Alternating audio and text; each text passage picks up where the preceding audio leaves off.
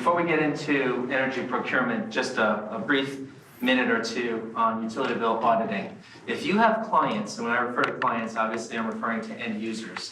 If you have clients who are spending millions of dollars a year in their energy budget across both electricity and natural gas, if they're not having a third party audit their bills, and I mean a third party, you ought to encourage them to do so. We work with lots of large organizations that say, well, you know, we have someone in our accounts payable group and finance who audit the bills. And I can tell you 99 times out of 100, with all due respect to those individuals, they might be auditing bills the way you and I audit our home electric bills, which with all due respect to all of you, if you're like me, you get your monthly power bill and you're like, yeah, it's plus or minus 10%, just pay it. And you have no idea if it's accurate. And I'm in the business and I have no idea if it's accurate because I don't want to take the time to try to find a few dollars worth of savings on one bill.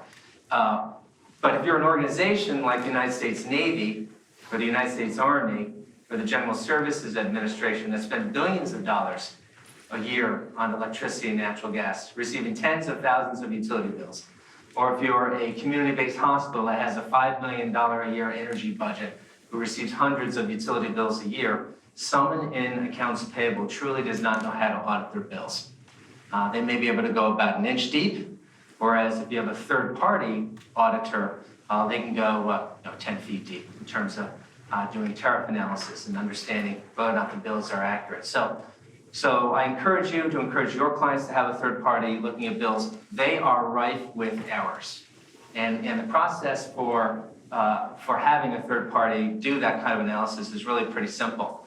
You give them, they would give your client a letter of authorization, which is a very, very simple document that is drafted by the utility bill auditor that says, I, client X, authorize the utility to release to NuEnergen or auditing company ABC my utility data. And then the auditor's off to the races. They go to the utility company, they go to the third-party energy suppliers, they get bills, they get utility interval data, and then they look at energy supply agreements. They know the tariffs, the utility tariffs. They compare the actual billing to what they should have been billed, and where there's a difference between the two, then they aggressively go after the utility or the third-party energy suppliers to get credits. And once those credits happen, the money's returned to the client. Typically, the financial arrangement between the auditor and the end user is one where there is a sharing of credits, where this is a contingent fee arrangement where the utility bill auditor will do all the work, assume the risk of labor and time if no errors are found and if no credits are made back to the client. No one owes anyone any money.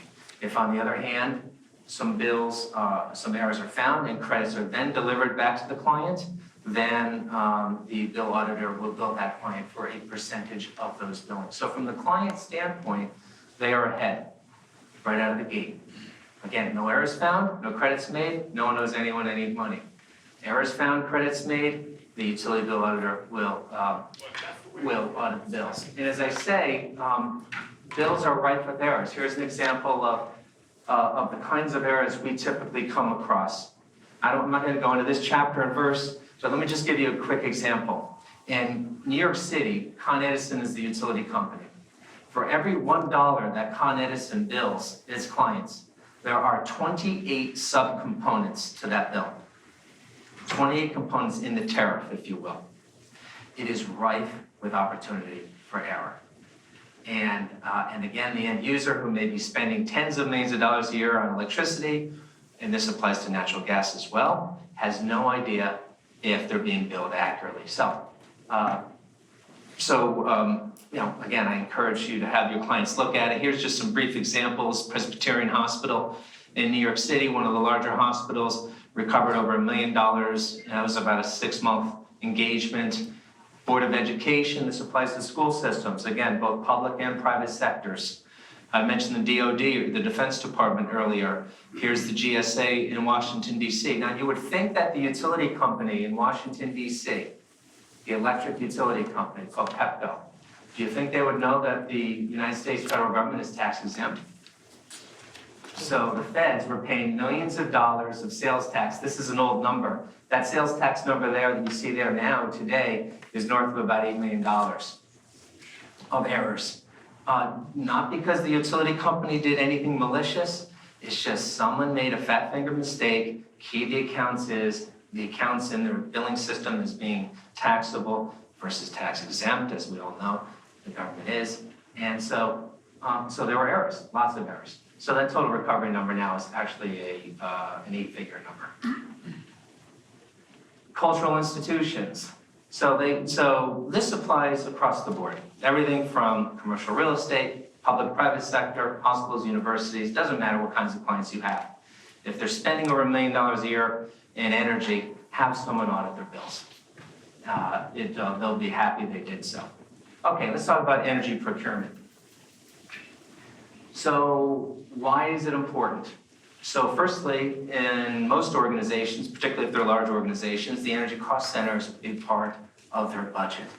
It's a very big part. I spoke about hospitals earlier, just showing you an example here. Most hospitals spend at least $2 million a year. I know hospitals that spend $10, $20 million a year in their energy budget. And these are organizations that from an operating gross margin standpoint, operating at about a 1.5% operating gross margin.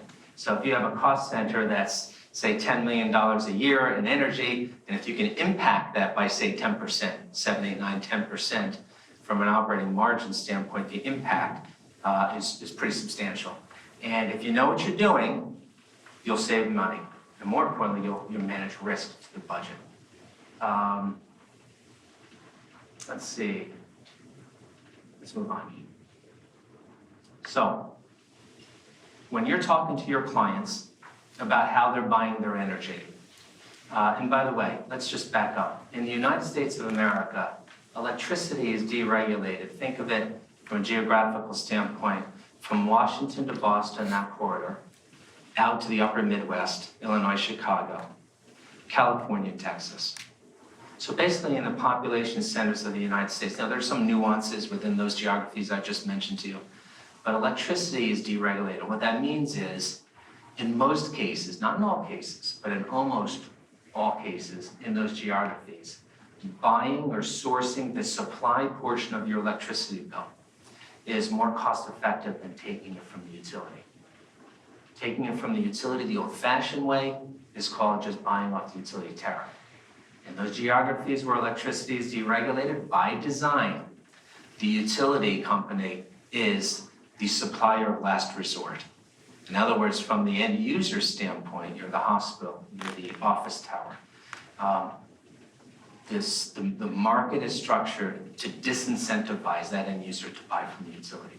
The utility company will always be the local distribution company. They will deliver the electricity.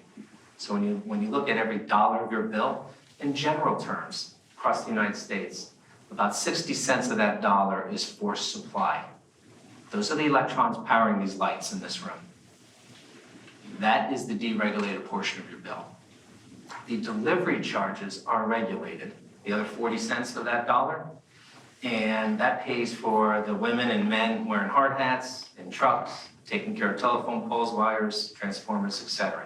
That's regulated by the Public Services Commission, Public Utility Commissions around the states, and really there's nothing you can do other than having a third party take a look at whether or not you're on the right tariff from the utility company or in service class.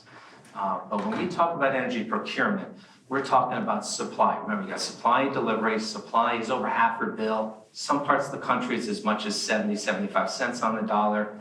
If you're in the metropolitan New York City area, it's about 50 cents on the dollar. And that's the deregulated part of your bill, and that's what you want to drive down. You want to optimize unit supply cost, and there are ways to do that, and you want to manage risk given variability in the marketplace. So when you're talking to the client, we always discuss, all right, try to figure out what are your ultimate objectives. You know, if you're a municipal, let's say you're a city government, or let's say you're a school system, most school business officers want budget certainty. They say, NuEnergen, just help me meet or beat my budget. And so with that understanding, that's a low risk appetite for variability in your costs. there are ways to procure electricity to make sure that they meet or beat their budget. Other clients, particularly in the private sector, commercial office, real estate investment trusts, Fortune 100, Fortune 500 companies, typically say to an organization like ours, I want you to do everything you can to optimize our unit supply cost of electricity and natural gas. So those are two very different things. Well, we in turn, and so there, in that scenario, you have a higher risk appetite for variability in the market. Electricity in the United States, in those geographies where it's deregulated, is traded every hour of every day, 24/7, 365. It's called the index, the day-ahead hourly index. And so, and you can source your electricity as an end user, you can buy it what's called on the variable rate, the index rate, which means after 1 month goes by, whoever that utility supplier is, the electric supplier is, they will bill the client on whatever the index cleared at over the prior 30 days, plus what's called an adder, a little retail adder, which is the service provider's margin. But that's 100% variable. So God forbid a bomb goes off in the Middle East tonight and geopolitical risk presents itself, the variable cost of electricity can double or triple in a matter of hours. And it's happened. It happened with the polar vortex we had a few years ago, that really, really cold snap in the Northeast in the middle of the winter time. If you were on the variable index rate, which many clients were, their budget all of a sudden got crushed in a matter of 2 or 3 days because they were buying electricity on a variable rate. So when you look at the spectrum of options any client has, they can buy 100% variable or they can buy 100% fixed forward for a period of time. What we typically recommend to our clients is to do something in between. I'm going to show you that in the middle, which is called block and index, which is where you fix a portion of your consumption of electricity during those, a higher portion of your consumption of electricity during those times of the day and times of the year, where it is traditionally riskier, and then purchasing a higher percentage of your electricity on the variable rate during times of the day and times of the year when it is traditionally cheaper. So we'll talk about block and index. And so you have conversations with your clients about risk tolerance, what their objectives are. Is it price certainty? Is it meeting or beating your budgets? What's going on in the organizations from a usage standpoint? Are you closing or opening factories? Are you closing buildings? Do you have tenants moving out of buildings? Now you have empty space. So it's always important to kind of have the third-party consultant build a load profile, if you will, for that client. And that can be for their whole portfolio or it can be for an individual building. That's important when you're talking about putting together new third-party supply agreements with ESCOs. You go out to the market and to the ESCO community. That stands for Energy Service Companies. They are the third-party suppliers of natural gas and electricity. You take a look at the futures. You normalize for weather, do tariff analysis, so on and so forth. So that's really what it's all about. And the process is not terribly complicated. Again, you build that load profile for the client. You put out RFQs to the marketplace. You go to the suppliers that are reputable, that have a tradition of billing accurately. Just like any other industry, in the energy supply industry, natural gas and electricity both, there are first, second, and third tier providers. Top tier providers, reputable, honest, traditionally bill accurately. Second tier, reputable, honest, but they have poor back office billing systems. Maybe they don't bill as accurately as they should. They know it, but they just haven't invested in the technology and the infrastructure to make sure that they're billing accurately. And then you got the bottom feeders, the third tier providers who maliciously misbill and are dishonest, and you shouldn't touch with a 10-foot pole. That exists in this industry, just as it does in any other industry. And so you just want to be mindful of that and make sure that your clients are taking their natural gas and their electricity from reputable firms. The good news is there are plenty of reputable firms out there. So you put out the RFQs to the reputable firms, seeking pricing across that spectrum of product options that I mentioned to you earlier. 100% variable, 100% fixed, and then block and index, something in between. Get all the information in, go sit down with the client and say, here's what I think you should do and here's the reason why. And talk to them about the pricing data, the impact upon their budget. Have that conversation once the client buys in on the recommendation. Then we seek from the supplier community, the supplier who's been recommended, their supply agreement. And then in the fine print of the supply agreements, we make sure that the clients or the energy consultant should make sure that the clients are avoiding some traps that some suppliers put in the very, very fine print of their supply agreements. So we make sure that the client and the contracts in question are executable. A contract ready for signature. You do it and then you move on. So let's talk about a case study with 2 hospitals. This goes back a few years. One was properly hedged and one was not properly hedged. Properly hedged, again, means you're fixing a part of your future electric consumption at a fixed rate.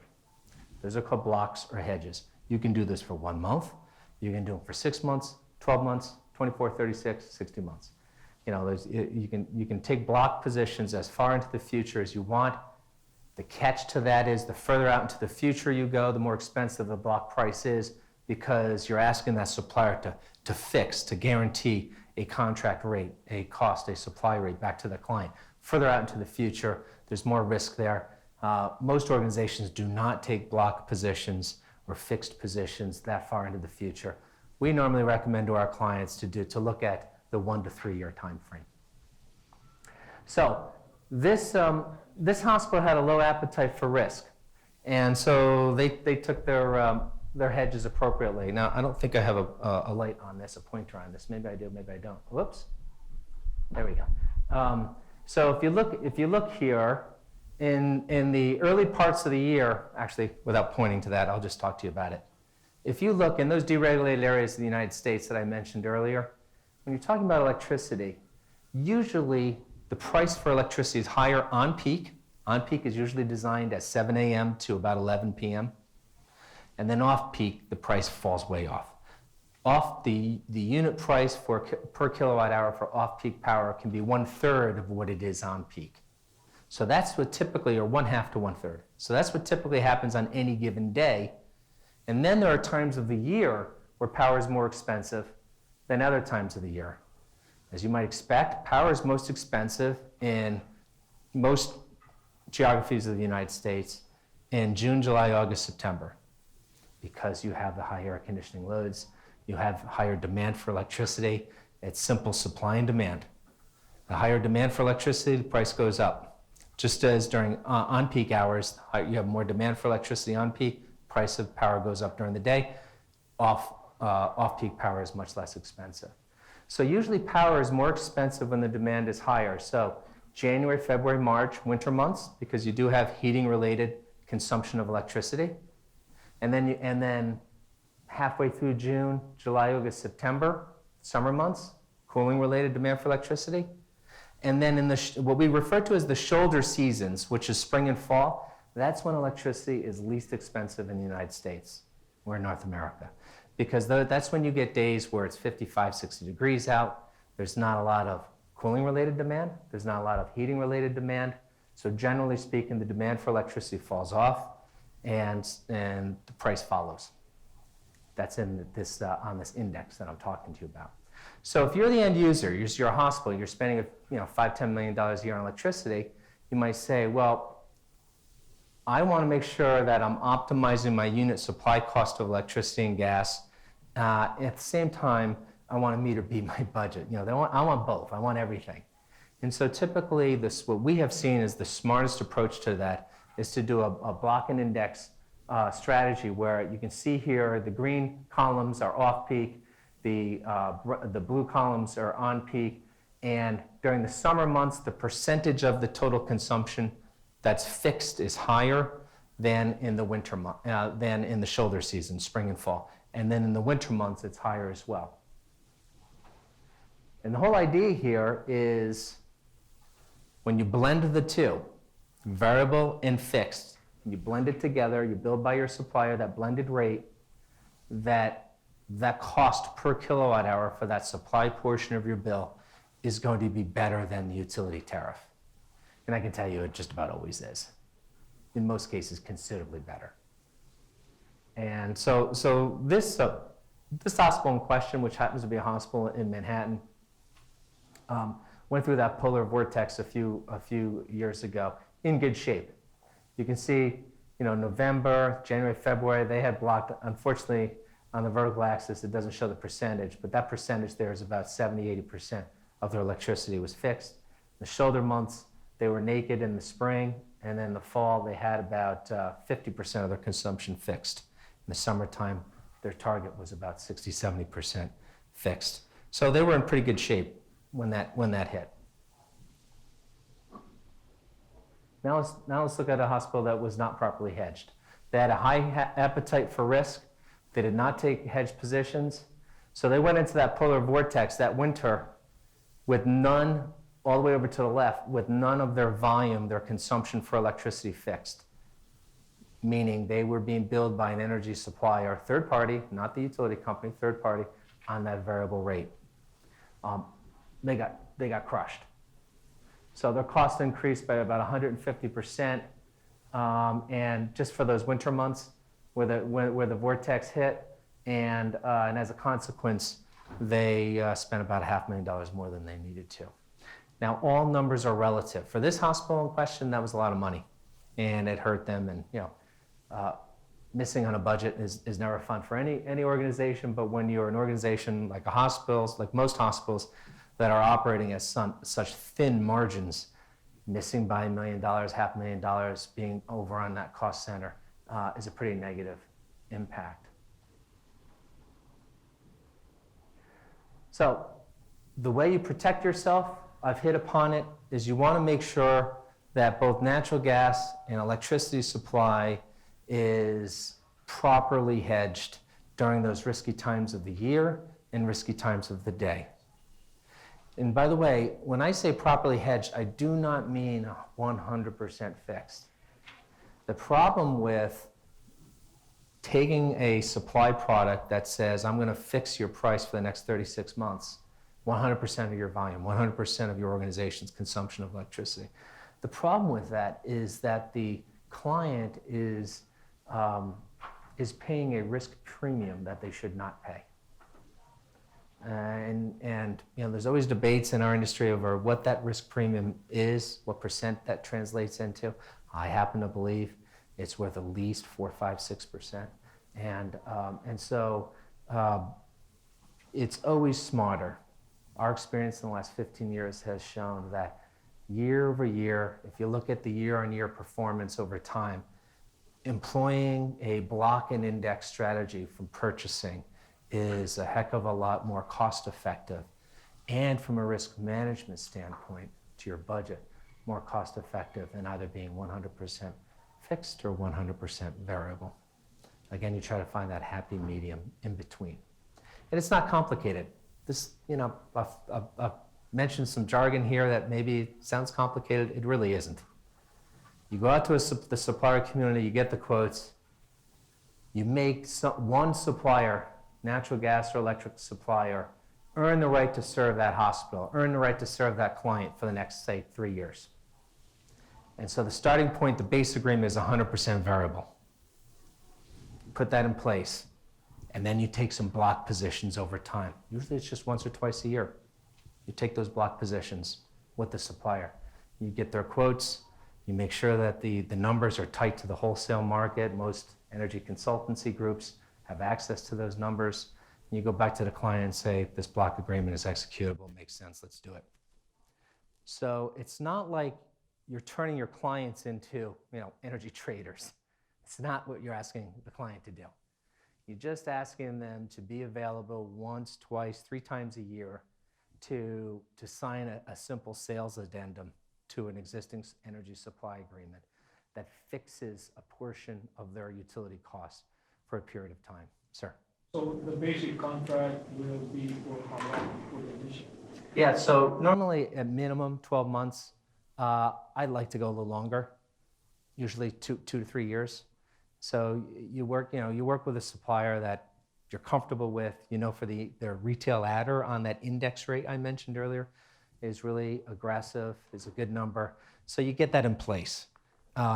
Personally, from experience, I like that better because, you have a chief operating officer or a CFO at your client of your client organization who really would rather not every single year have to choose a new energy supplier.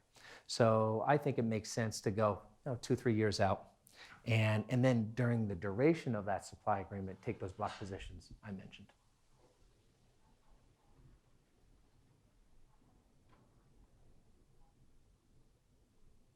During this process, we're always continually having conversations with clients about their budget performance, revisiting the whole idea of risk appetite. So last year, maybe we just made the budget. This year or next year, the client says, here's our energy budget. If you can guarantee to me that I'll meet or beat this budget by fixing 100% of my volume, let's do it. Again, we try to talk our clients out of taking that move, because I think in that scenario you are encumbering your organization with a risk management cost that you don't need. But if the client at the end of the day wants that, then you do it. In the government sector, usually 9 times out of 10, it's just make sure I meet or beat my budget. They want budget certainty. They want that fixed price option. But in the private sector, it's more about driving to the bottom line. At least that's been our experience. You can put budget triggers in place. So, you know what? If your fiscal year is the calendar year and there's 3-4 months left in that fiscal year, and you only have 50% of your volume for Q4 fixed, and we watch the market, the third-party supply market, the wholesale market price of gas and power, and if we do our analysis and it shows that by fixing an additional 50% of your balance of your volume for the balance of the year, you'll beat your budget by 3%, 100%, we go to the client, throw that option on the table. If the client wants to do it, we execute. So there are time and budget triggers that you can put in place on behalf of your client. And then at the end of the day, you just want to make sure that you're really preparing yourself for weather events. That's really the biggest risk in the energy budget, are unnatural weather events. Whether it's a hurricane coming into the Gulf of Mexico, knocking out a bunch of platforms that natural gas comes from in the Gulf, all of a sudden natural gas prices go way up, and now you're in trouble because you were standing 100% naked to the market on a 100% variable product. That's not good. Or the geopolitical risk I mentioned earlier, or polar vortex, really, really bad winters in certain parts of the United States. So you just want to make sure that your client has that proper level of risk management in place relative to their risk appetite. And no clients are alike, but at the end of the day, it's really not, it's a very similar conversation that we have with our clients, and it's not terribly complex.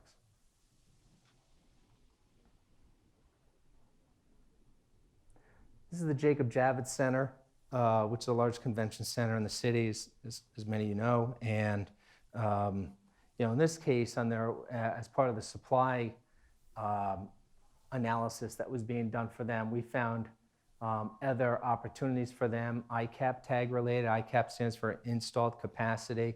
It's the demand portion of your bill, and there are opportunities as part of that process, moving from one service class to another service class, which again save them incremental costs on their supply bill. That's just a picture showing their participation in demand response. To be candid with you, I'm not sure why this is in that presentation, but demand response. As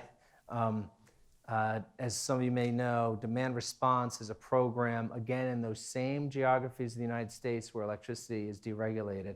It's a program that's designed to keep the lights lit when the electric power grid is at risk of failure. So usually, particularly in the Northeast corridor and on the West Coast, for about 8 to 12 hours of the year, the electric power grid is at risk of a blackout or brownout. And then usually it's on that third 95+ degree day in July or August The demand on the power grid because of all the air conditioning related loads are really high. You got aging infrastructure in terms of the power grid, unlike here in Florida, for example. Up in the Northeast, in the Midwest, California, you've got some old infrastructure that's at risk of failure really just for about 8 to 12 hours of the year. And so what the utility companies in those geographies have done is they have incentivized organizations to be on standby to curtail electrical load in their organizations for a few hours when asked to do so. Normally they're asked to do it once, twice, or 3 times a summer, and if they do it, they're paid very, very handsomely. And it's a really very nice opportunity for owners of buildings to create a revenue stream for them. And that's called demand response. And oftentimes, when you're having an energy supply related conversation with your clients, this comes up.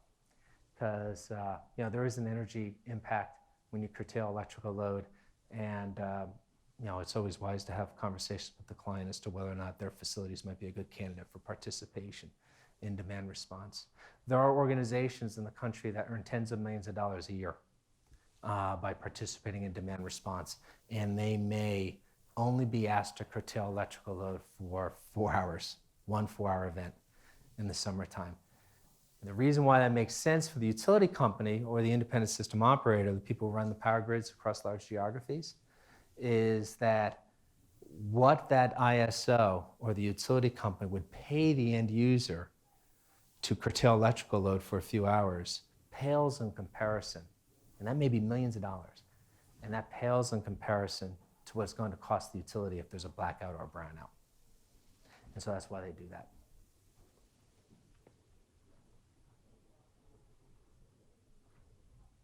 I went through that rather quickly, but that's really the sum and substance of it. I've listened to many people in the past talk about how to execute supply agreements, electric supply, natural gas supply agreements, and they make it sound like it's just so terribly complicated. And yes, there is complexity behind it, but if you're working with a third-party consultant who can mask that complexity, who can deal with the nuance, who can make sure that the clients are avoiding some of the traps they should avoid and making informed, reasoned decisions, they'll do well. And so at the end of this presentation, I just want to reiterate at the risk of stating the obvious, if you have clients that have facilities in the deregulated marketplace, make sure they're not buying their electricity from the utility company. And we come across organizations that still do.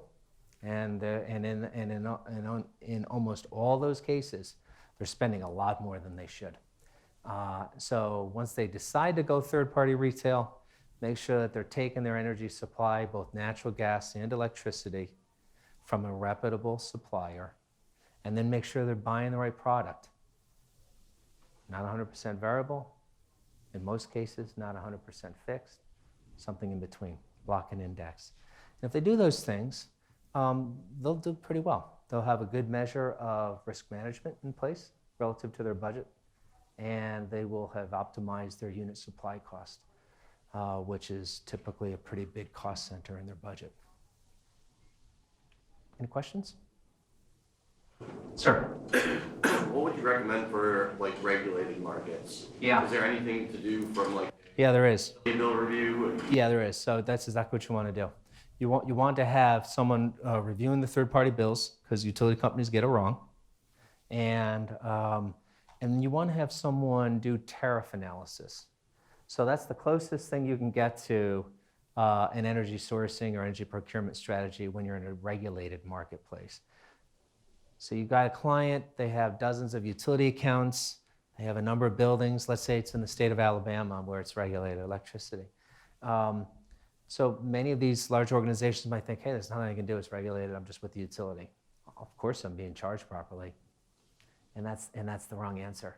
And so you want to have someone do a tariff analysis to make sure that they're on the right service class or tariff, because as companies evolve over time, they open up buildings, they close buildings, they change processes on site. Their load profile changes over time. We have people in this room who provide renewable energy solutions to clients. Now, that would drastically change the load profile, whether it's a photovoltaic array or a battery storage system, something of that kind. That would drastically change the load profile of the company, load profile being how they're consuming electricity during what hours of the day, during what times of the year. And based on that load profile change, it may make more sense for that company to be in a different service class, a different tariff, if you will, at the utility company. So in those cases, yeah, have someone look at the bills and do a tariff analysis. By the way, natural gas is deregulated across the whole country, with some exceptions, some minor exceptions. Nevada, yeah, because they just paid a lot of money to the PUC. They paid them off to keep it regulated, which was unfortunate.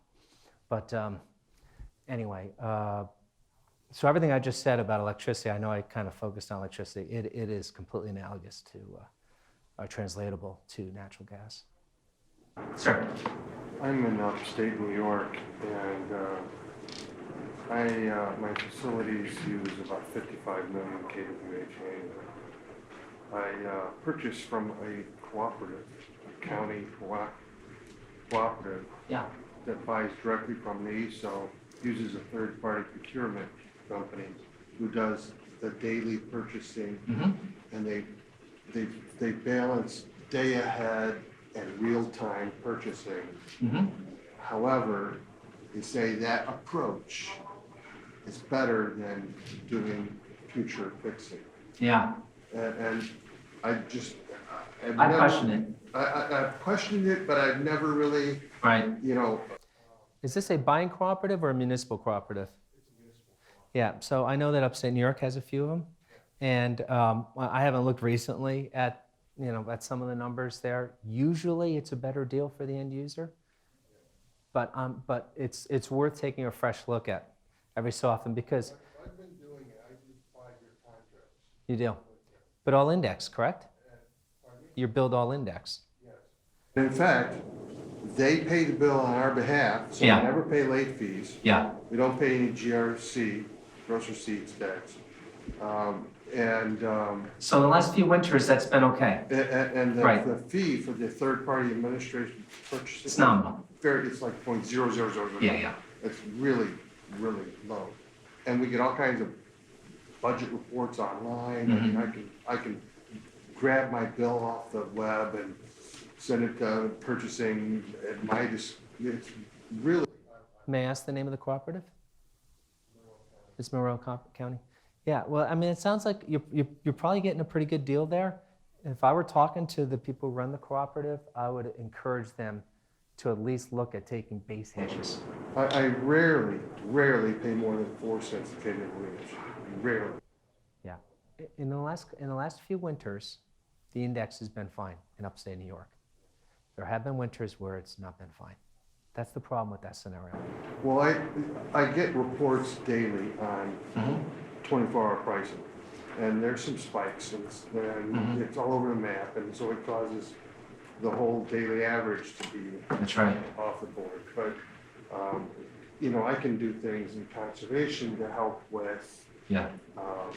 with that, but I don't do load curtailment. Instead, I just do the purchasing What kind of facilities are the they? school district. We just don't have I mean, we shut things off, we do all Yeah. kinds of, but we just don't do load curtailment. Never have, because it's just, phones ring off the hook when we start doing that. So, anyway, but I just didn't know if that strategy of day ahead and real-time purchasing is, like they say, better than future. Yeah, and I said, and it's hard to answer that question without looking at your actual costs, but my philosophy would be at least 25-30% of your volume should be fixed, at least. But with that said, a lot of these cooperatives, they have, as you said earlier, they have such a small administrative fee associated with it. There's nice services they're providing to you. Yes, but you would have risk management in place. You as the school system, you have zero risk management to your budget in place. That's the risk. There was another question back here, I think? No, sir? For implementing like these types of, or working with the company from the energy procurement standpoint, with the deregulated market, is what's the impact on the consideration for like cogen or CHP type systems? Yeah. Payback analysis. Are you still seeing that if you can drive your energy costs so low, Right. it kind of disincentivizes? So you got a big cogen. So you got a big cogen facility. You got to make sure you're buying your natural gas right. Okay, so instead of it becoming an electricity-related conversation, it's more a nat gas-related conversation. But again, you want to make sure that you have the right product from your nat gas supplier in place in that cogen facility. Also, most cogeneration systems do not generate 100% of the volume for the facility. Normally they're base loaded, right? In this case, what is it, about 30, 40, 50%? Yeah. And so, all right, so what do you do with the other 50%? So you still want to have the right procurement strategy in place for that other 50%. But in that case, really, nat gas is the bigger cost center, so you really want to focus on that. Thanks very much. I really appreciate your time.